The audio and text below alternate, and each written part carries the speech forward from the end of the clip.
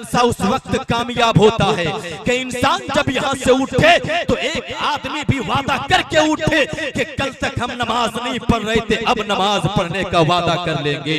जलसा उस वक्त कामयाब होगा जब इंसान तौबा करके उठे कि कल से कभी झूठ नहीं बोलेंगे। जलसा आपका कामयाब हो जाएगा इंसान तौबा कर ले कि कल से कभी किसी की चुगली नहीं करेंगे। जलसा कामयाब हो जाएगा इंसान उस वक्त जलसा कामयाब कर सकता है जब ये आहद करके उठे कि कल से किसी की ग़ीबत नहीं करेंगे। हमने दुनिया के तमाम तर नजारों को देखा, हमारे क्या मकसद हुए? जलसे का मकसद है कि इंसान राह रास्त पाले और इसी तरह इंसान को रब्बे कायनात ने पैदा फरमाया। इंसान की जो तख्लीक हुई हमें और आपको जो रब ने पैदा फरमाया, हमारे पैदाइश का मकसद ये नहीं कि हम सिर्फ खाना खाएंगे, हमारी पैदाइश का मकसद ये नहीं कि सिर्फ हम दौलत कमाएंगे, हमारी पैदाइश का मकसद ये नहीं कि सिर्फ जायदाद इकट्ठा करेंगे, जमीन ज्यादा लेंगे, जमींदार बनेंगे। हमारी पैदाइश का मकसद क्या है? आप हजरत मौलाना लियाकत रज़वी से पूछिए, ये कहेंगे मौलाना मुझे मत पूछ, अगर तुझे पूछना है तो कुरान से पलट करके पूछ ले। जब तुम कुरान से ज़बान कर सवाल करोगे, ये कुरान तू ही बता दे रब ने इंसानों को जो बनाया आखिर इंसान को किस लिए बनाया, इंसान की पैदाइश किस लिए की गई, इंसान को पैदाइश का सबब क्या है? तो कुरान कहेगा वमा खलक़तुल जिन्ना वल इंसा इल्ला लियअबुदून। अल्लाह ने जो इंसान को बनाया घूमने के लिए नहीं, दौलत के लिए नहीं, बल्कि अपने रब की इबादत करने के लिए पैदा फरमाया है। नारे तकबीर, नारे रिसालत, हजरत मौलाना शाहिद रजा साहब फैजी, नारे तकबीर, नारे रिसालत। वाह क्या कहने भाई, बहुत अच्छे माशाल्लाह, बहुत को। हमारे दोनों इमाम हजरात तशरीफ रखते हैं, दुआ से नवाज रहे हैं। जरा तवज्जो से सुनिए, हर चीज का एक मकसद हुआ करता है, किसी ना किसी चीज का, हर चीज का एक सबब हुआ करता है। हम आए यहाँ पे क्यों लिए, किस लिए बताइए? क्या रोजाना इस तरह कोई आदमी आपको बुलाकर बैठाएगा, आप बैठने के लिए तैयार होंगे? जवाब मिलेगा नहीं, हम पागल हैं कि तुम जब भी बुलाओ बैठ जाएंगे। मगर इन मुसलमानों के हौसले को सलाम, जिनके सीनों में आका का इश्क पल रहा है। आज यहाँ पे बैठा है तो किसी दुनियादार की मोहब्बत में नहीं, बल्कि मदीने वाले ताजदार की मोहब्बत में बैठा है। यही तो दीवानगी है, यही तो इश्क है, सबक है। यहाँ से जाएंगे तो कुछ सबक लेकर के जाएंगे, इसी वजह से बैठे हैं। बताइए हमारा आपका मेयार क्या है? इंसान का मेयार क्या है? हमारा आपका मुसलमानों का मेयार क्या है? आज के मुसलमानों का मेयार ये बन गया कि महफिल में अगर कुछ देर का बैठा दिया जाए तो ये इशारा करेंगे कि जल्दी से खत्म करो, यहाँ से जाना है। और जो कहता है कि जल्दी प्रोग्राम खत्म करो, वही यहाँ से उठेगा 2 बजे रात तक मोबाइल चौराहे पर बैठ कर चलाता रहेगा। उस वक्त उसे शर्म नहीं आती है, गैरत उसकी मर चुकी है। कहाँ वो एहसास चला जाता है जब गांव के चौराहे पर बैठकर 2-2 बजे 3-3 बजे रात तक कभी कोई क्रिकेट मैच देखता नजर आता है, कभी मोबाइल में फ्री फायर पबजी खेलता नजर आता है। बताइए हम कितने बड़े एहसास से कमतरी के शिकार हो गए हैं। हमारा मकसद यही है दुनिया में आने का, क्या हमारा मकसद था रब की इबादत करना, मगर हमने दुनिया के लहव में वक्त गुजारना शुरू कर दिया। हमारा मकसद था नबी से प्यार करना, मगर हमने रात भर जाग करके गुजारा। सुबह सवेरे सूरज की रोशनी जब तक निकलना चाहे तब तक बंदा बिस्तर छोड़ने के लिए तैयार नहीं होता है।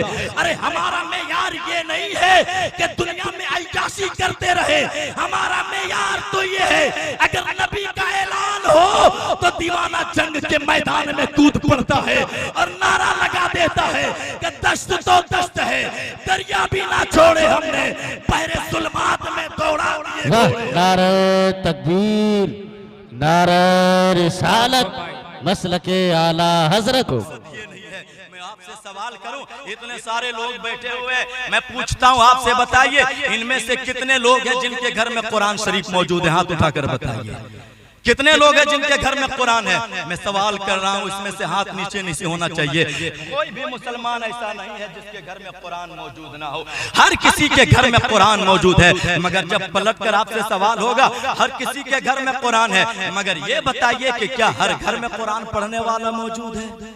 हर घर में कुरान पढ़ा जाता है रोजाना, बहुत कम जवाब आएगा, बहुत कम लोग होंगे जो हम कहेगा कि हम कुरान घर में पढ़ा करते हैं। बड़ा अफसोस होता है, कुरान जैसी मुकद्दस किताब जिसके पास हो वो इंसान नाकाम कैसे न हो सकता है, वो हो ही नहीं सकता। मगर नाकामी की वजह यह है कि हमने कुरान को छोड़ दिया। हमने घरों में ताक पर सजा करके रखा है। जब कभी कभी महीने में, कभी 6 महीने में, कभी साल भर में कुरान निकाला जाता है। जब कोई मर जाता है तब कुरान खानी के लिए कुरान निकाला जाता है। जब तावीज की जरूरत पड़े तब कुरान निकाला जाता है। जब किसी को दम करने की जरूरत पड़े तब कुरान पढ़ा जाता है। बताइए, कुरान इसलिए नहीं था कि मरे तब सिर्फ कुरान पढ़ा करो। अरे किताब तो वो कुरान है जो हम सबों के लिए हिदायत है। हिदायत मोमिन के लिए हिदायत है, मुस्लिमीन के लिए हिदायत है। मगर हमने कुरान को सिर्फ सजा करके रखना जाना है, पढ़ना नहीं सीखा। आखिर वजह क्या है? जब अपनी बेटियों को निकाह करके विदा करता है बाप तो अपने बेटी के साथ एक कुरान को भी साथ में दे करके भेजता है। वो बेटी चाहे कुरान पढ़ने जाने या ना जाने, कुरान दिया जा रहा है। मैं पूछता हूँ, बता, सिर्फ कुरान देने से कोई फायदा होगा? अरे बेटी जब जाने लगे ससुराल तो कुरान देने की जरूरत नहीं बल्कि कुरान सिखाने की जरूरत है।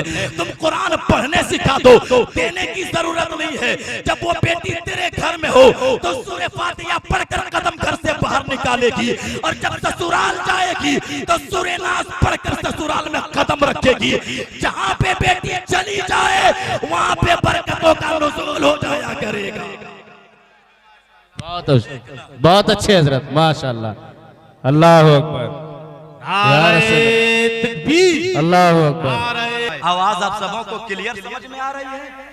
समझ में आ रही है तो बोलिए या रसूल अल्लाह, या हबीब अल्लाह। आओ जरा तवज्जो से सुने। इंसान का मेयार गिरने लग गया है। किस लिए? इसलिए कि नबी का तरीका छूटने लग गया है, इसीलिए मेयार गिरने लग गया है। मस्जिद की सफ़े छूटने लग गई है, इसीलिए मेयार गिरने लग गया है। कुरान की तिलावत छूटने लगी है, इसीलिए मेयार मुसलमानों का गिरने लग गया है। हमारा मेयार कितना घटिया हो गया है। हम आवारा गर्दी पे उतर गए। हमारे घर में बूढ़े माँ बाप मौजूद होते हैं मगर उनकी खिदमत करने के लिए हम तैयार नहीं होते हैं। मुसलमानों का मेयार ये है कि जब किसी यतीम को देखे तो सीने से लगा ले। इंसान का मेयार ये है जब किसी गरीब को देखे तो उसकी मदद कर ले। इंसान का मेयार ये है जब किसी बेवा को देखे तो उसकी इज्जत कर ले। जब किसी बड़े को देखे तो उसकी ताजीम करे। जब किसी छोटे से मिले तो उस पर शफकत करे। इंसान का मेयार ये है कि जब घर में बूढ़े माँ बाप को देखे तो माँ के कदमों से लिपट जाए, बाप का चेहरा मोहब्बत से देख लिया करे। इंसान का मेयार ये है। मगर हमारा हाल क्या है? एक रोज हुजूर कारी साहब किबला, आप दुआओं से नवाज़े भाई रफी साहब अंजुम साहब किबला, एक रोज मैं सफर कर रहा था। यह दूर नहीं बल्कि मधुपुर शहर की बात कर रहा हूँ। मैं उतरा, कहीं जाना था मुझे। एक रिक्शा चालक को तलाश किया, रिक्शे वाले तो मिल गए मेरे भाई, मगर क्या बताऊं उस रिक्शे वाले की हालत। एक कमर उसकी झुकी हुई है, चेहरे पे दाढ़ी है सफेद हो गई है, पेशानी पे झुर्रियां पड़ गई है। मैं उस चचा के करीब गया, चचा फला जगह मुझे जाना है, पहुंचा दो। वो चचा ने हिम्मत बांध कर कहा, बेटा पहुंचा तो दूंगा। मगर बैठा मैं हिम्मत करके रिक्शा पर, फिर मेरे सीने पे ताकत ना रही। मैं सोचने लगा, बता इतना बुजुर्ग इंसान है, ये कैसे रिक्शा चलाएगा? कभी डाउन कभी अप होता है, उस माहौल उस रोड में कैसे ये इंसान रिक्शा खींच पाएगा? मैं बैठा था, मैं नीचे उतर गया। चचा को कहा मैंने, चचा आप किराया पूरा ले लें, मुझे जाने की जरूरत नहीं है, आप अपना काम करते जाएं, मुझे आपके रिक्शे पे बैठने की जरूरत नहीं, आप किराया ले लीजिए। मगर एक सवाल का जवाब देते जाइए। कहा क्या बेटा बात क्या है? मैंने कहा चचा ये तो बताइए, इतनी उम्र हो गई है, कमर आपकी झुक गई है, मगर आप रिक्शा चला रहे हैं, मामला क्या है? क्या आपके घर में बेटा नहीं है जो कमाने के लायक हो? वो चचा बूढ़ा इंसान आंखें डबडबाते हुए, आंखों में आंसू के कतरात लिए हुए, लबों को हिलाया, जवाब दिया था, मौलाना क्या बताऊं, बेटे मेरे 5 हैं मगर पांचों के पांचों बेटा मेरा आवारा निकल गया है। मुझे खाना नहीं देता, मुझे निवाला नहीं देता, मुझे कपड़ा नहीं देता। अपने नारे तकबीर, नारे रिसालत।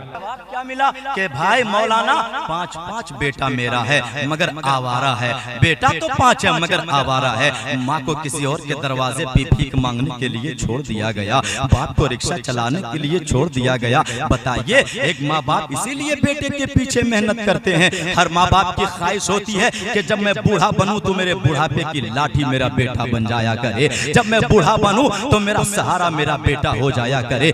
मगर वजह क्या हो गई, बेटे के पास जवानी आ गई, बेटे के जेब में पैसा आ गया, बाप की अहमियत को भुला दिया, माँ के रुतबे को भुला दिया। जिस माँ बाप को तूने डांटा था, जिस माँ बाप को तूने कभी धुतकारा था, जिस माँ बाप को कभी तूने फटकारा था, इस माँ बाप की अजमत को तूने समझा नहीं, इसीलिए तो तूने उसको धुतकार दिया। मेरे नबी फरमाते हैं माँ को भीख मांगने के लिए मत छोड़, तू माँ को ठोकर भी मारता है और जन्नत की तमन्ना भी करता है। अरे नादान, अगर तुझे जन्नत चाहिए तो माँ के आंचल से दूर मत हो, अगर तुझे जन्नत चाहिए तो नबी फरमाते अल जन्नतो तहता अक़दामिल उम्महातिकुम, नबी के आंचल तो माँ के आंचल तो दूर के बाद माँ के तलवों से लिपट जा, तेरे लिए वही जन्नत भी है, तेरे लिए वही बशारत भी मिलती नजर आएगी। अल्लाह तबारक व तआला ने हमारे लिए जहाँ पे कामयाबी रखी हमने उस दर को छोड़ दिया, उनके चेहरे को तकना छोड़ दिया। फिर कहते हम नाकाम कैसे। पीर साहब से दुआ कराइए, ये दुआ कबूल हो जाए, गारंटी नहीं, मगर माँ बाप दुआ कर दे तो 100% है कि वो दुआ कबूल हो जाया करेगी। तो पहले माँ बाप से मोहब्बत कीजिए, उनसे दिल लगाइए, फिर देखिए जिंदगी में ताबना की क्या आती है, फिर देखिए बहारें क्या आती है। वक्त मेरा वक्त खत्म हुआ, इंशाअल्लाह कभी मौका मयस्सर आया मजीद गुफ्तगू करने की जसारत करूंगा। ये कह करके गुफ्तगू को तमाम करता हूँ। बाग़ तैबा में सुहाना फूल फूला नूर का, मस्त बू है बुलबुलें पढ़ती हैं कलमा नूर का, तेरी नस्ले पाक में है बच्चा बच्चा नूर का, तू है आईने नूर, तेरा सब घराना नूर का। ए रजा ये अहमदे नूरी का फैज़े नूर है, हो गई मेरी गजल बढ़कर कसीदा नूर का। वमा अलैना इल्लल बलाग। अस्सलामु अलैकुम।